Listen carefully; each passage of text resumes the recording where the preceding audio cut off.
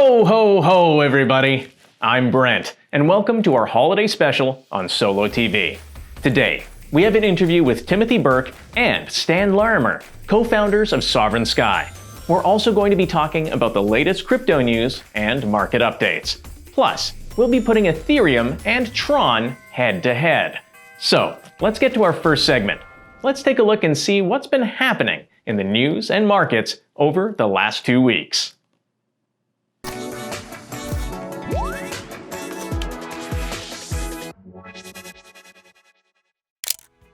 The price of XRP has dropped 13% since Flare Network's Spark token airdrop. XRP rose from 20 cents earlier this year, up to 80 cents, which is a gain of 300%. Now it's back down below 50 cents. LinkSwap, a decentralized exchange on Ethereum, has become the 8th largest DEX by total value, locked on December 14th, a week after its launch. The DEX reached an impressive $10 million in its first week, as Ethereum DEX competition grows. American insurance company MassMutual has purchased $100 million worth of Bitcoin. The purchase represents 0.04 of the company's investment fund. The acquisition is a huge step for adoption, with strategists at JP Morgan stating, "One can see the potential demand that could arise over the coming years as other insurance companies and pension funds follow MassMutual's example." iOS users can now purchase crypto with Apple Pay. The Lumi wallet now allows users to buy Bitcoin, Ethereum, USDT, Chainlink, and others with just one click. Apple Pay has over 383 million users worldwide. Although there are limits to how much crypto you can purchase, the integration of Apple Pay into the Lumi app will undoubtedly encourage mainstream adoption. Russian President Vladimir Putin has signed an order that compels government workers to disclose their crypto holdings. Government workers in Russia must now tell how and where they purchase their crypto and declare its value before June 30th, 2021. The order doesn't stop there, however. Children and spouses of government workers must also disclose their crypto holdings. Two crypto exchanges, CoinField and Luno, have started advertising campaigns on the London Underground and London Bus Network. "If you're seeing Bitcoin on the Underground, it's time to buy," says one of the ads. With foot traffic high and the price of advertising low thanks to the pandemic, prime ad space is competitive, CoinField said. Bitcoin is now finally being seen as a bona fide investment for the everyday person, so broader advertising starts making sense. Banxa, an Australian-based crypto payment service provider, is set to launch on the Toronto Stock Exchange on December 25th with a market cap of $50 million. Banxa provides internationally compliant fiat to crypto gateway services for crypto wallets and exchanges such as Binance, OKX, and KuCoin. Banxa's upcoming public listing is described as a world's first for this type of cryptocurrency company. We've got a surprise for you. We've launched an official Solo TV Instagram account. We love connecting with our community and have so much to share with you all. Give us a follow at GoSoloTV on Instagram for exclusive sneak peeks, behind the scenes, market updates, and much more.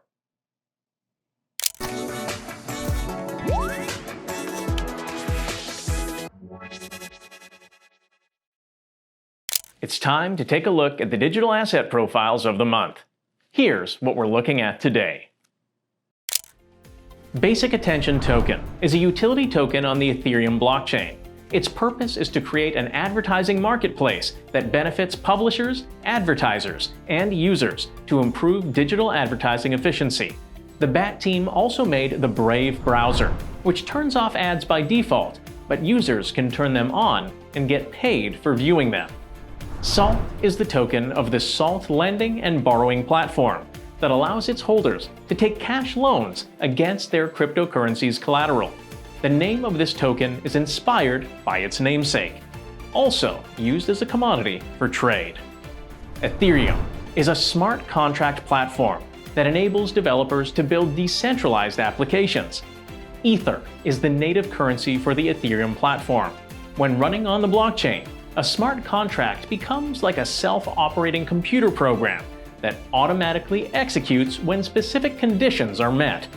Smart contracts run without any possibility of downtime, censorship, fraud, or third-party interference. They can facilitate the exchange of money, content, property, shares, or anything of value. You can trade BAT, SALT, and Ethereum on CoinField right now. Go to www.coinfield.com and sign up today. It's time for our interview with Timothy Burke and Stan Larimer, co-founders of SovereignSky. SovereignSky aims to use blockchain technology to end poverty worldwide. It's a great project, and I was excited to hear more about it. Here it is. All right, so thank you so much for joining me today, gentlemen. Now, SovereignSky is launching a space-based blockchain and aims to end world poverty with this technology. So can you give our viewers an overview of this company and its plans? Yeah, I'll let Stan lead with that one. He is the blockchain expert. Yes, well, our plan is to put a blockchain in space and to put it up there where we can use it to generate something called jurisdictional agility, which allows us to basically have the different nodes in space operating essentially in international waters, in international space. And the reason for doing that is for regulatory reasons. People can choose with this blockchain where their transactions actually take place. So taking place in space is a pretty good place because no one's going to tell you you can't do a transaction up there. So that's the reason. I guess we could go ahead and talk a little bit about the nature of the blockchain. We're going to have initially 8 nodes in space orbiting around the equator. And those nodes will then allow us to basically scan everything from the Tropic of Capricorn to the Tropic of Cancer on the globe. And that covers much of the third world.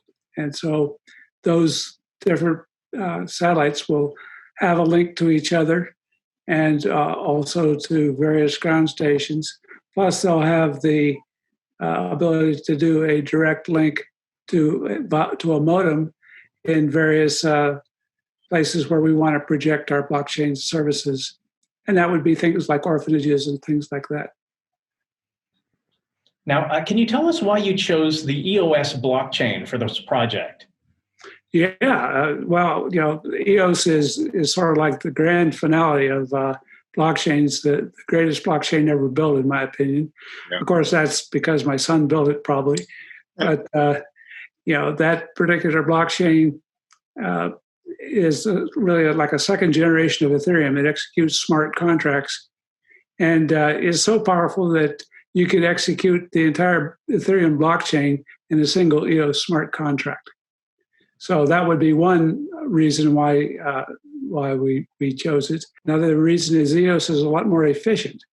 It does blocks in about a half second compared to 15 to 30 seconds for Ethereum and 10 minutes for Bitcoin. So it's a much more powerful blockchain. Yeah, and Stan, I was going to say quickly, Stan stripped down that blockchain to actually have it operate on the satellites. So, Stan, you might want to talk about actually what the technicalities were to strip down a blockchain so it could actually work on a satellite. We've actually successfully completed one of the first ever transactions in space as well on the satellite. Yeah, please. The problem with most blockchains, like Bitcoin, for example, to use a mining pool, which would have thousands, hundreds of thousands, maybe, of nodes all running in a common power plant, you need a whole coal power plant to power it, and that would be pretty hard to put in space. But with EOS and BIOS, we've slimmed that down to very efficient processors, so that you can run off of solar panels off of the satellite. And so you get a lot more efficient capability. The gas on Ethereum right now is crazy. I mean, it's like up to $100. I mean, which kind of, it's the whole point of crypto. It's a free and transparent service. But right now, the fees are more than bank wires. So the Ethereum blockchain, it needs to kind of like modify, really. Yeah. EOS is a lot cheaper. In fact, you're not even paying any cost for transaction. EOS is set up so that you get a certain number of transactions per second for every EOS that you own. And so people who have a small number of transactions don't need to own very much. People who want to do a lot of transactions need to own a lot more, and that's what gives it its value. Yeah. So, we've basically upgraded the EOS blockchain to something called BIOS, which stands for BitShares EOS. BitShares is, of course, Dan Larimer, my son's very first project, and we wanted to have a middle chain that would tie the high performance decentralized exchange of the BitShares blockchain into the EOS blockchain and allow people to move their tokens back and forth freely between those three chains. And so BIOS is set up as a middle chain. And so that was another thing that we did to make it better. So what we'll be hosting in space is actually the BIOS chain, which will then connect to the EOS chain on the ground, which allows most of the traffic in the world to access what we're doing. Tim, you work in the film industry, mostly as a producer. So how did you get involved with blockchain? Well, I've always wanted to do something very big for charity. And I had the idea, as soon as I kind of heard that you could actually send money to a mobile phone and have that wallet on the phone connect to a debit card, I was like, well, this could actually completely eradicate extreme poverty, because it's much easier to get a phone to an African village than it is to, have them set up their own bank account. So in December 2019, Stan, myself, and Dino from SpaceQuest, CEO of SpaceQuest, launched a satellite called Theo. And we have since then successfully transacted the first blockchain transaction in space. I think we're the first US company. I think the Chinese or did one a year earlier. But the idea is that then we create this box, the SovereignSky box, and within that box you have the modem, which would connect to the satellites, and then you have your phone, and that phone is pre-installed with the Ruon app. And then within that app you have a wallet, and that wallet is connected to a debit card. Right now we're talking to the Binance charity organization and Ambly card to actually have that debit card. So once I knew that was happening, I thought, well, if we create a box and then all the big brands, like for example Nike, Coca-Cola, we want to do a trial right now with the veterans in Los Angeles. So we provide each veteran a card, and we allow them to update their profile. So once their profile is updated on the Ruon app under the kind of people in need kind of charity section, then once normal users of the app, it's kind of like an Instagram / TikTok style app, but instead of liking, some people liking a content post, image or video, they actually attach Ruon cryptocurrency to it. So once you have a very popular video, you will have, let's say, generated, I don't know, instead of 100,000 likes, you will have 100,000 Ruons.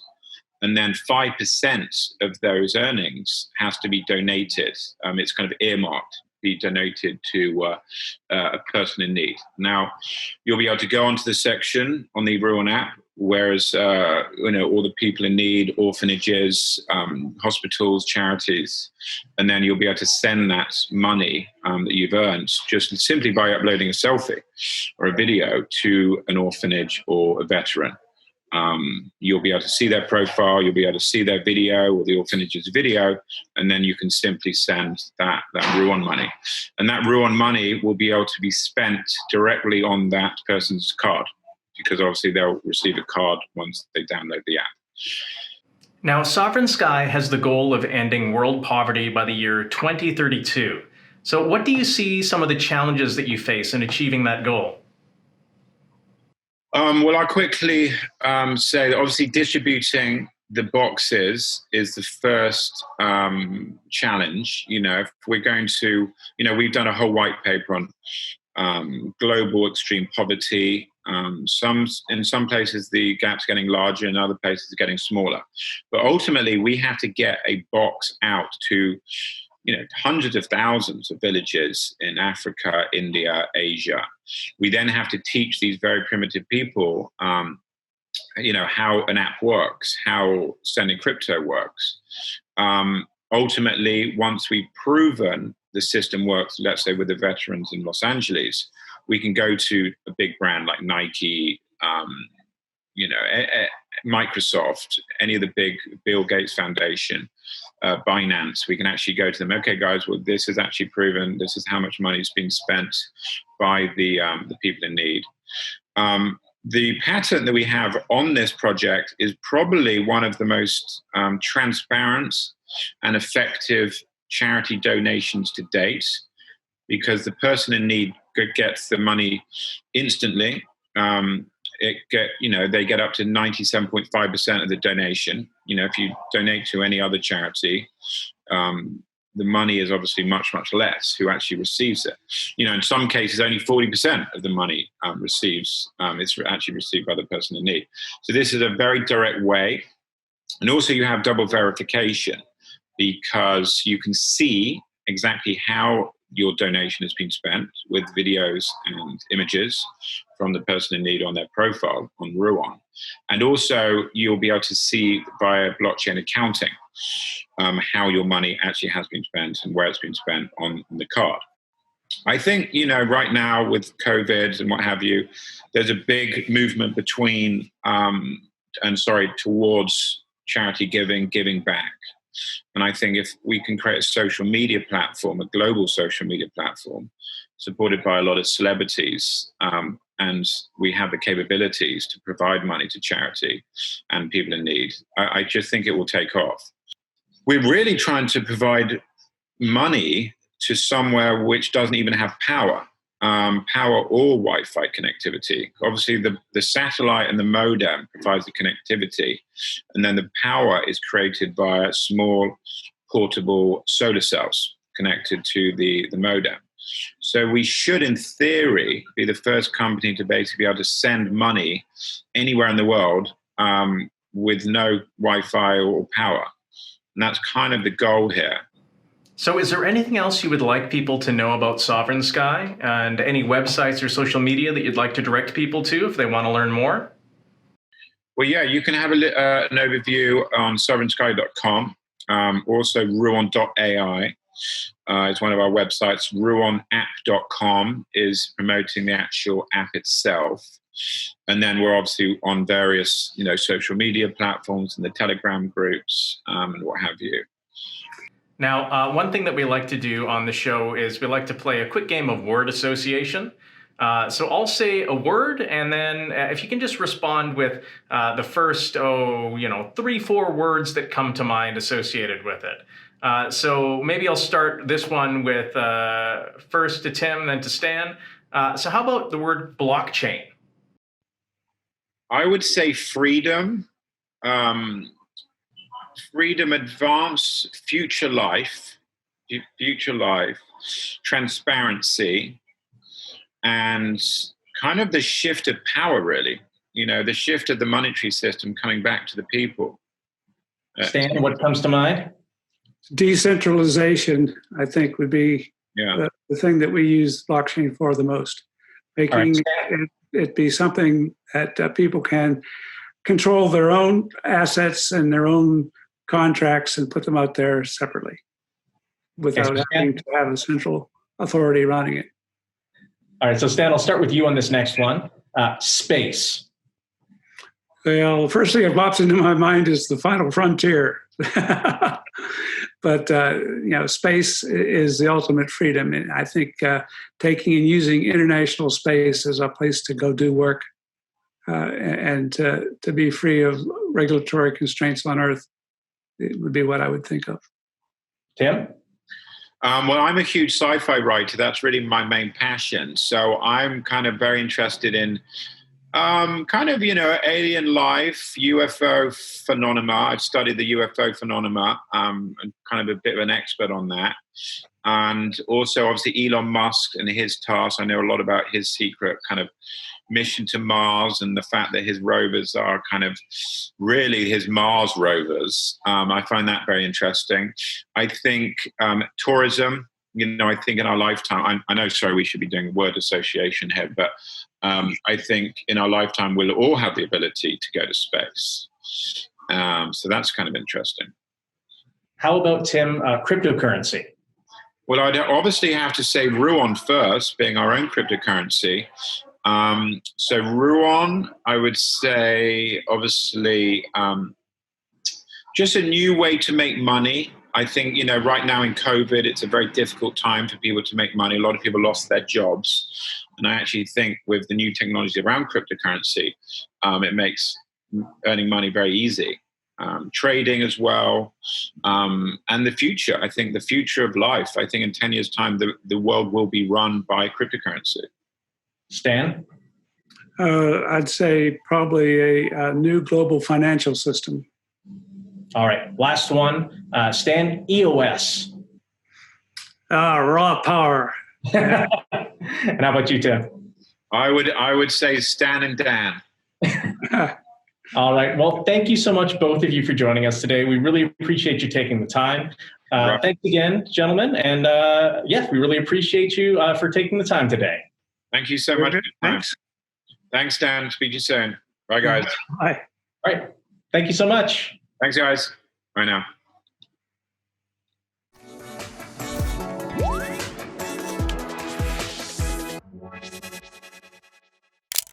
Who is Satoshi Nakamoto? Much like Santa, the real Satoshi remains a mystery. Satoshi Nakamoto is a presumed pseudonym for the person or persons who created Bitcoin. Nobody knows who the real Satoshi Nakamoto is, but there is some speculation. Let's see who the creator of Bitcoin could be.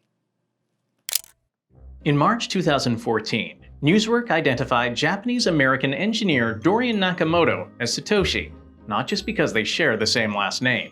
The article's author claimed that Dorian Nakamoto said he was no longer involved with Bitcoin. Still, he later denied the quote, saying he misunderstood the question and had nothing to do with it. Craig Wright, an Australian scientist, claims to be Bitcoin's founder. He has said, as the sole creator of Bitcoin, I own full rights to the Bitcoin registry. His claims have never been proven, however. In 2015, Wired magazine wrote a profile on Wright. Wired argued that the evidence for Craig Wright being Satoshi Nakamoto included reference to a cryptocurrency paper on Wright's blog. This post appeared just months before the circulation of the Bitcoin white paper. There was also leaked correspondence to Wright's lawyers referencing a P2P distributed ledger.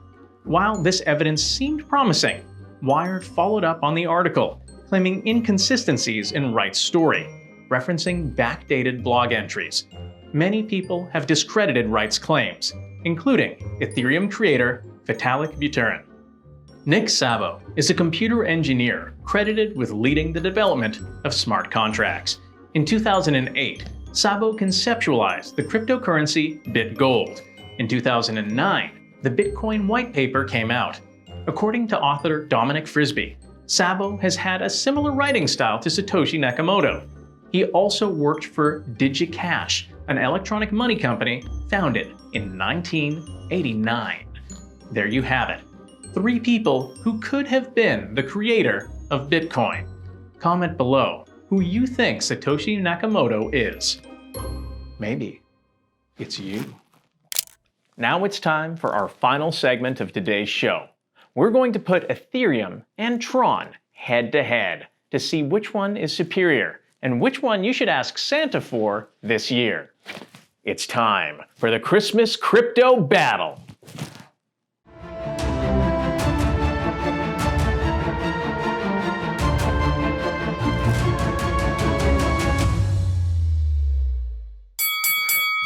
Ethereum and Tron are both decentralized platforms that work with decentralized apps and smart contracts.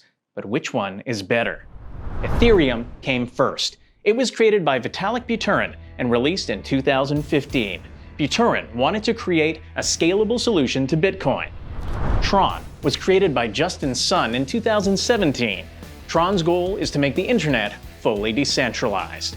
Both Ethereum and Tron are capable of smart contracts and decentralized applications.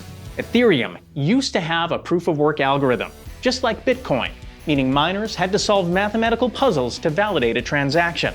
Now, with the release of Ethereum 2.0, the network works on a proof-of-stake algorithm, just like Tron, which is less energy-intensive.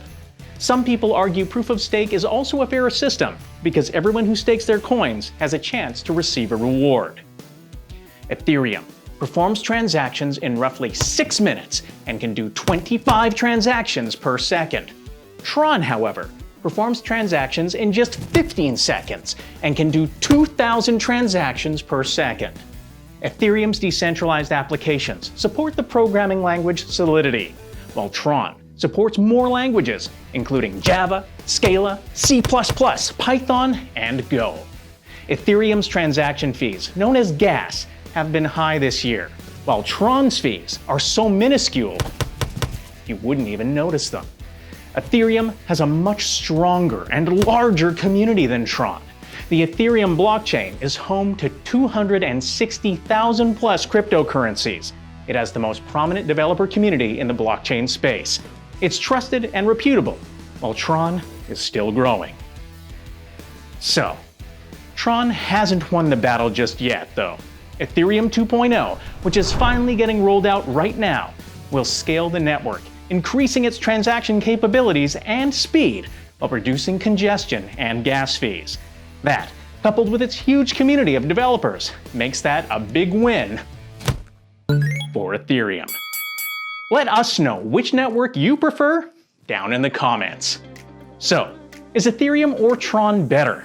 They're both similar, but right now, Ethereum is still ahead, since it has more developers working with it. It's also the second most valuable cryptocurrency behind Bitcoin. You can trade both Ethereum and Tron on CoinField. Go to www.coinfield.com and open an account today. That's it for this episode of Solo TV. Thank you to our guests Timothy and Stan for that great interview. We hope you enjoyed this episode, and if you did, don't forget to subscribe and hit that notifications button. Happy holidays and a happy new year. We'll see you next month for the start of season 2 of Solo TV.